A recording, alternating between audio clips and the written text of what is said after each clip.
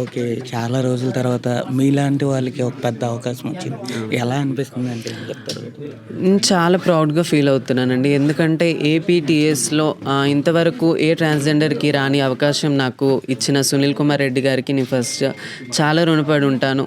హ్మ్. ఎందుకంటే మా ట్రాన్స్‌జెండర్స్ మొత్తం వాళ్ళ మా లైఫ్ రొటీన్ కని మేమేమేం ఫేస్ చేస్తామో చిన్నప్పటి నుండి అవన్నీ నా ద్వారా ఈ మూవీలో రీప్రజెంట్ చేయడం నేను చాలా ప్రౌడ్‌గా ఫీల్ అవుతాను. ఓకే అండి. ఫస్ట్ ఆఫ్ ఆల్ ఒక ట్రాన్స్‌జెండర్‌గా ఉండడం అనేది చాలా కష్టం. అలాంటి దాన్ని అలాంటి వాళ్ళని చాలా చిన్న చూపుగా చూస్తారు. అలాంటిది మీకు అవకాశం ఎలా వచ్చింది అనంటే ఏం చెప్తారు? ఇది సునీల్ కుమార్ సార్ వల్లనే వచ్చింది అవకాశం. ఎందుకంటే సార్ ఇంతకుముందు కూడా మీరు చూస్తే చాలా పబ్లిక్‌లో కొంచెం మార్పు వచ్చే కానీ పబ్లిక్‌కి ఎక్కువ కనెక్ట్ అయ్యే మూవీసే తీస్తూ ఉన్నారు. అలాగే సార్‌కి ఎలాంటి ఆలోచన వచ్చిందో మా మీద మూవీ తీయాలని సార్‌కి నేను చాలా థ్యాంక్స్ చెప్పుకుంటాను. ఈ మూవీలో నన్ను సెలెక్ట్ చేసుకోవడం ఇంకా పెద్ద థ్యాంక్స్ చెప్పుకుంటాను సార్‌కి. ఓకే. మీ లైఫ్‌లో మీరు ఫేస్ చేసిన అతిపెద్ద సవాలేంటి అనంటే ఏం చెప్తారు? నా లైఫ్‌లో పెద్దగా ఫేస్ చేసే సిట్యుయేషన్ అంటే నా లైఫ్ మళ్ళీ రీబర్త్‌గా నేను చేంజ్ చేసుకోవడం.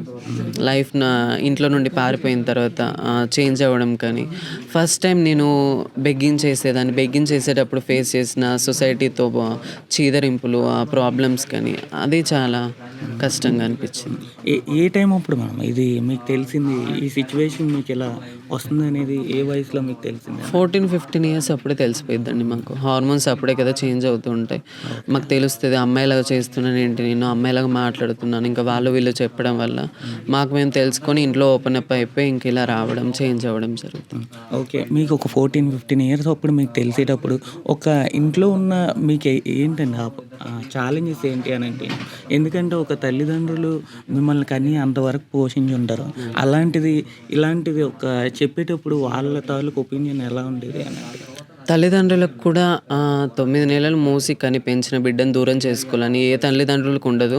వాళ్ళు కేవలం సొసైటీ గురించి కానీ, రిలేటివ్స్ గురించి, ఇంటి పక్కనోళ్ళు వీళ్ళేమనుకుంటారు, వాళ్ళేమనుకుంటారు, ఆ నలుగురు గురించి ఆలోచించి మాలాంటి వాళ్ళని ఇంట్లోకెళ్ళి బయటికి పంపించేస్తారు, ఎల్లగొట్టేస్తారు తప్ప వాళ్ళకు మా మీద ప్రేమ ఉండదనో, లేకపోతే వాళ్ళు కావాలని ఎల్లగొడతారనో అలాంటిది ఏమి ఉండదు. ఈ ఫ్యామిలీస్‌కి చెప్తున్నాను. ఈ సొసైటీ గురించో, కేవలం నలుగురు గురించో ఆలోచించి మీ బిడ్డను మీరు దూరం చేసుకోవడం కరెక్ట్ కాదు. అర్థం చేసుకోండి. మీకు ఇప్పుడు ఒకవేళ ఫ్యూచర్‌లో ఎవరి ఫ్యామిలీలో నాలాంటి పాప కానీ, బాబు కానీ వస్తే అలాంటి వాళ్ళని అర్థం చేసుకోండి, సపోర్ట్ చేయండి, చదివించండి. మీ ఫ్యామిలీనే ఉంచుకోండి అని నేను చెప్తాను గెంటేయకుండా. ఫస్ట్ ఆఫ్ ఆల్ అసలు ఎందుకిలా జరుగుతుంది అంటే, సమాజంలో మిమ్మల్ని చూసే ఉద్దేశం ఎందుకిలా మారుతుంది అనంటే మీ ఉద్దేశం ఏంటి అంటే? సమాజందే తప్పని నేను అననండి. కొంతమంది ట్రాన్స్‌జెండర్స్ కూడా చేసే కొన్ని నీచమైన పనుల వల్ల కొంచెం సమాజం అనేది కూడా మా మీద కొంచెం బ్యాడ్ ఒపీనియన్ అనేది వచ్చింది. మా ట్రాన్స్‌జెండర్స్ కూడా కొంచెం మారి అందరూ మంచి వాళ్ళు ఉండరు, అందరూ చెడ్డవాళ్ళు ఉండరు. మా దాంట్లో కూడా కొంతమంది చెడ్డవాళ్ళు ఉన్నారు. వాళ్ళు కొంచెం మారితే సమాజం ఆటోమేటిక్‌గా మారి వాళ్ళతో పాటు మనల్ని వాళ్ళతో పాటు ఈక్వల్‌గా చూస్తారని నేను అనుకుంటున్నాను. అసలు ఫస్ట్ ఆఫ్ ఆల్ ఒక ట్రాన్స్‌జెండర్ అలాంటి పనులు చేయాల్సిన అవసరం ఎందుకుంది? అంటే వాళ్ళు సృష్టించుకున్న వాళ్ళకున్న ఉద్దేశం బట్టి అదొస్తుందా? లేకపోతే దేనివల్ల అంటే ఇప్పుడు ట్రైన్‌లో కానీ అవ్వచ్చు, నెక్స్ట్ ట్రాఫిక్‌లో కొన్ని ఇబ్బందులు వాళ్ళు ఫేస్ చేస్తుంటారు. వాళ్ళు పెడుతుంటారు. దానికి ముఖ్యమైన రీజన్ ఏమైనా ఇప్పుడు ఉందా? ఫస్ట్ మేము ట్రాన్స్‌జెండర్‌గా మారిన తర్వాత మేము లైఫ్ లీడ్ చేయాలంటే మాకు ఇన్‌కమ్ కావాలి. ఇన్‌కమ్ కావాలంటే మా దాంట్లో చాలామంది చదువుకున్న వాళ్ళు ఉన్నారు. పెద్ద పెద్ద చదువుకొని ఇదే బిగ్గింగ్ చేస్తూ ఉన్న వాళ్ళు ఉన్నారు. ఇప్పుడు ఇంత చదువుకొని కూడా ఇన్‌కమ్ రావాలంటే ఏదైనా ఒక సపోర్ట్ కావాలి. ఏదైనా జాబ్ కానీ చేస్తూ ఉండాలి. ఎలాంటి సపోర్ట్ లేనప్పుడు గవర్నమెంట్ నుండి కానీ, సొసైటీ నుండి కానీ మాకింకా అదే దిక్కు కదండీ! ఇప్పుడు మా లైఫ్ మేము లీడ్ చేయాలంటే రోజుకు అన్నం తినాలన్నా మాకు ఇన్‌కమ్ ఉండాలి. అవును. దానికి దానికి అదొక్కటి మైండ్‌లో పెట్టుకొని నచ్చని పనులకైనా మేము వెళ్ళి మనీ తెచ్చుకుంటాం తప్ప మాకిష్టపడి మేమేం బెగ్గింగ్ కానీ, ప్రాస్టిట్యూషన్ కానీ ఇలాంటి పనులు మేము చెయ్యం. హ్మ్. ఓకే. ఇప్పుడు ఫస్ట్ ఆఫ్ ఆల్ ఒక ట్రాన్స్‌జెండర్ అంటే ఒక దందా కింద నడుస్తదనమాట.